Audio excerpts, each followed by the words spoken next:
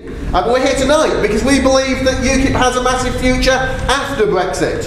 We're here tonight because we know that here in the North East we have an incredible opportunity to win Labour votes and to take seats from the Labour Party.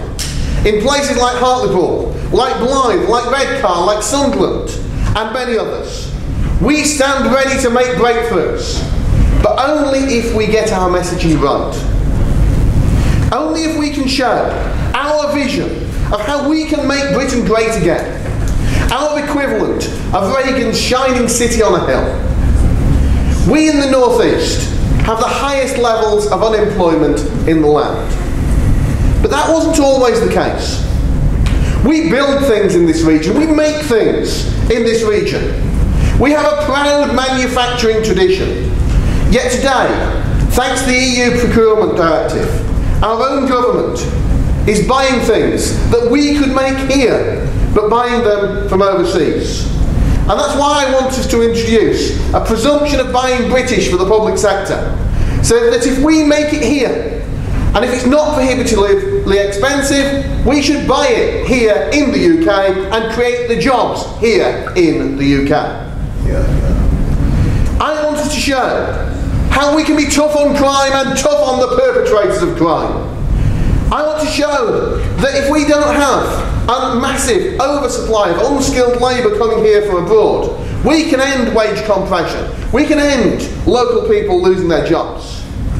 I want us to show how a low tax economy will keep the pound in working people's pockets. And I want us to take power, not just from Brussels back to Westminster, but I want us to take that same power back from Westminster and put it right back in the hands of the great British people where it belongs. So the UKIP that I lead will have that positive vision of a future after Brexit. And we'll reach out to appeal to the 13.6 million people out there who didn't vote UKIP at the last general election, but who did vote to leave the European Union. And if we can reach those people, then we can win. And we saw how we almost won in Newcastle at the referendum, how we won in Gateshead. In areas like these, we know that there is a huge potential for where UKIP can go in the future. But to do that, we need to professionalise this party. And one of the things that we've done in Hartlepool since the general election is to professionalise in a big way. It's about proper, data-driven campaigning. And that's why we're now the official opposition on Hartlepool Council. And frankly, we all need to understand that winning council seats is the key to winning Westminster seats. I just want to say a few words, though, about internal party reform. You may have seen some of the infighting and backstabbing within UKIP in recent weeks, and frankly, it's a disgrace when we see that kind of thing on our TV screens. What we need now, more than ever, is someone who will unite us and get the job done. I spent 6 years as General Secretary of this party. That gave me a unique knowledge, understanding, insight and experience to be able to deliver that. There are going to have to be some big changes. But you know what? We must come together as a party.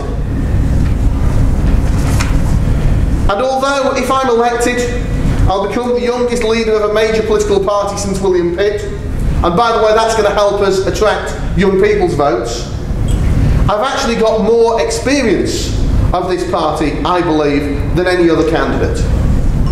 Since 2001, I've been a grassroots member and campaigner. I've stood in all kinds of elections. I've been a branch chairman, I've been a regional committee member. I ran the local elections for the party from 2006 to 2008. I've written manifestos, and as former General Secretary of the party, I know the rules of this party inside out and how we can reform it. I've got experience of full-time elected office as an MEP, and according to the figures, I've done hundreds of more speeches than any other UKIP MEP since 2014. I've got the endorsements for our Deputy Leader Paul Nuttall, of a former party leader, no, not Nigel, Hello, Jonathan. of various MEPs and almost every UKIP councillor here in the North East. Ladies and gentlemen, I ask you to support my campaign to be leader of the UK Independence Party.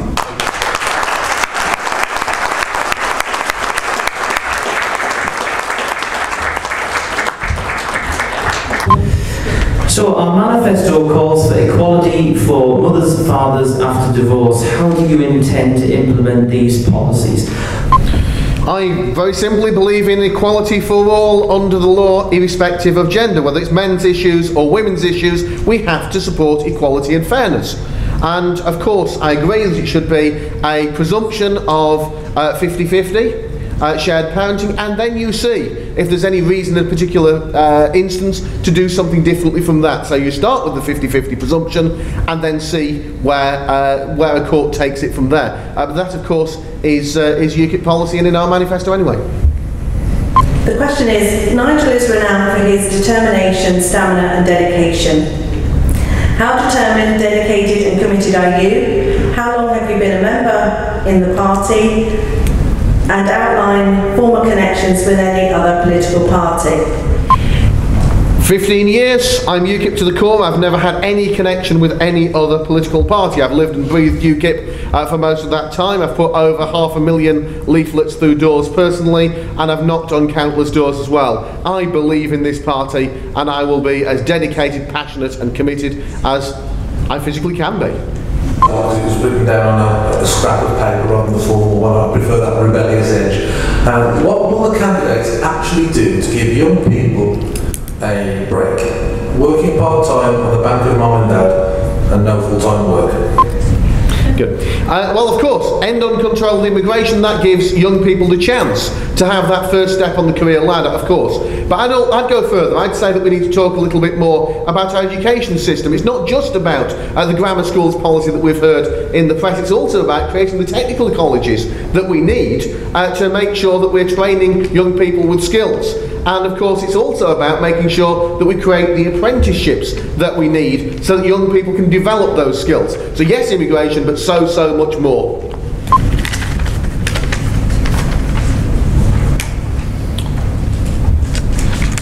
Big question. The question is, what will you do to tackle the problems of extremism and terrorism of all types? Well, there's so much that you can say about that because, of course, first of all, you've got to understand it. You've got to understand the problems that occur when you have an extreme form of Wahhabism being exported out of Saudi Arabia and when you have imams who are then being chosen by Saudi Arabia who are funding the building of mosques in other countries. So you've got to understand the background to that in order to be able to say that that's something that we're not going to continue allowing to happen in our country. You've got to make sure that you don't have the extremist imams coming over here, which is part of the reason why you have so much homegrown terrorism.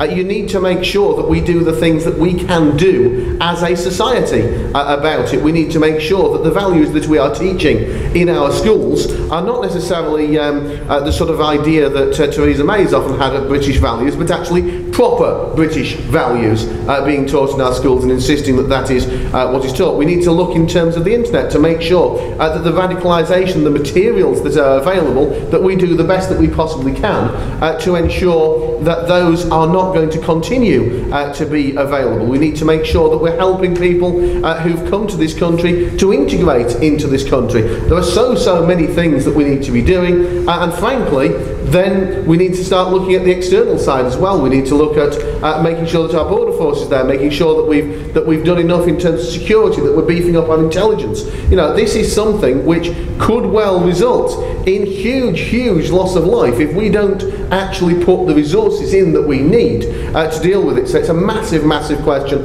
and there are a whole load of different areas that we need to cover on this one. Okay. What will you do in post-Brexit UK to stop the UK having to contribute money to fund pensions from Brussels? Do you know what? The European Commission is setting out their negotiating position with these things, and we have Remainist quislings in this country who are telling us that we have to fall for their first negotiating position, hook, line and sinker. I say it's time that we actually get tough in those negotiations. I say we need to remember that we are net importers from the European Union, that they need our trade more than we need theirs. I say that they're going to want to cooperate with us in areas like security, intelligence, defence, where we are global leaders. And I say we hold our heads up high and we recognise that we are the world's 5th largest economy and a major global power in our own right.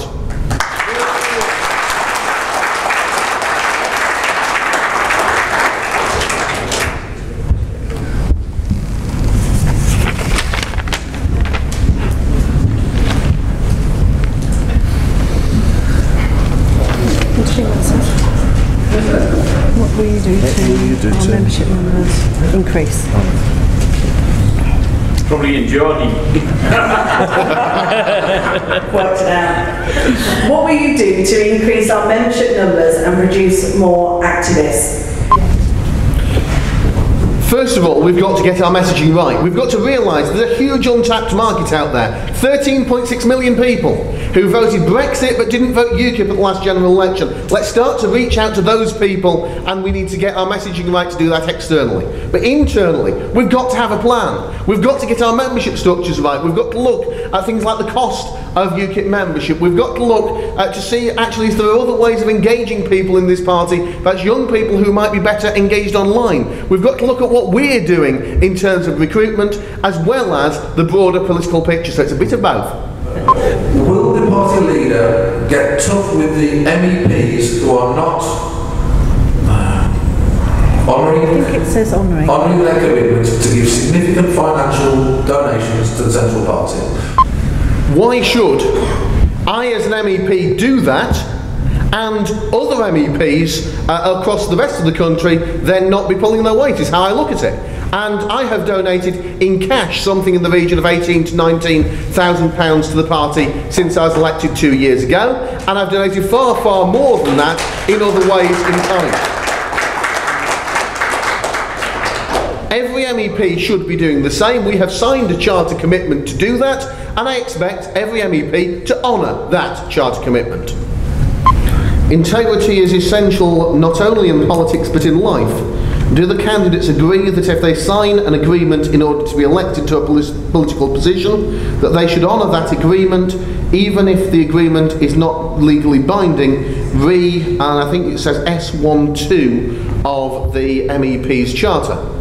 Absolutely, I agree that MEPs should meet their commitments. Now, what we're always hearing about is what we just heard about in the previous question, which is we hear about the financial commitments.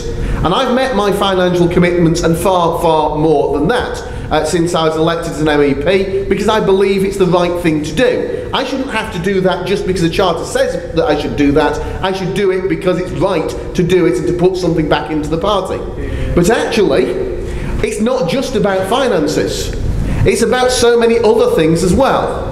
It's about making sure that you make yourself available for interviews at unsociable hours.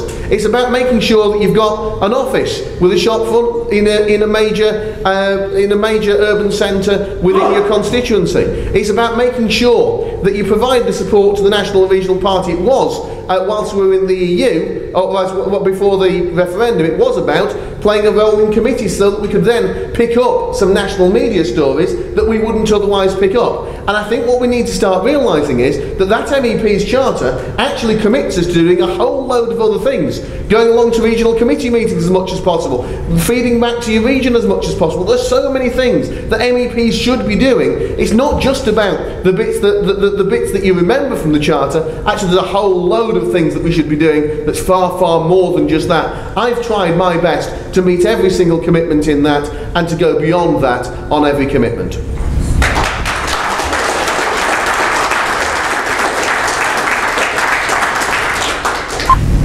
I'm not David Cameron or Tony Blair, I'm not Theresa May either.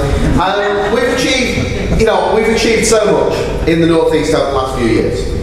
We've gone from our vote share being below average for UKIP to achieving the highest percentage vote share of any region in the country at the last general election.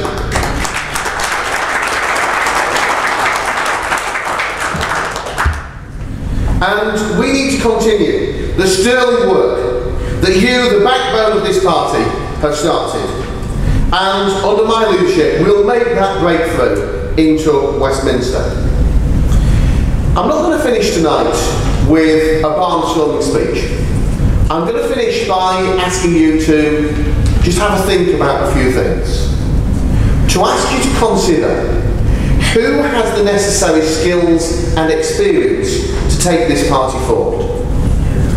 Who will be best placed to deliver the constitutional change and the regional representation on the NEC and the issues that we all around this stage, I think, broadly agree about. And I believe that my 6 years of experience as General Secretary and my experience of understanding the Constitution and rule book inside out will leave us well placed in what will be a very, very difficult battle to achieve that and to achieve the majority that we will need to do it. I ask who will be best placed to develop our policy as a party. I am a candidate who has written manifestos for the party from 2006 to 2008 on the local government manifesto. I ask who will be a safe pair of hands for this party. I am a candidate who has been in this party for 15 years, at every level. I have been involved in so many debates. I've done televised debates in the general election campaign on the BBC's education debate, for example. And in all of those 15 years, you're not going to find a terrible interview that I've done, something that the media can bring back and use against me again and again. I submit to you that I'm a safe pair of hands who will get the job done. When it comes to team building, I put it to you that actually I am somebody who will be able to build that team. When I've got people like Paul Nuttall, our deputy leader, supporting my campaign, when I've got a former party leader like Geoffrey Tickford, when I've got a number of the other MEPs supporting me, I suggest that I will be able to build that team. I suggest that I'll be able to appeal to that broader electorate out there, those 13.6 million people who didn't vote UKIP at the last general election but who did vote for Brexit. Ladies and gentlemen, nobody can possibly out Nigel. We're going to have a different style of leader, and I hope that you'll choose me to be the next leader of the UK Independence Party. Thank you very much.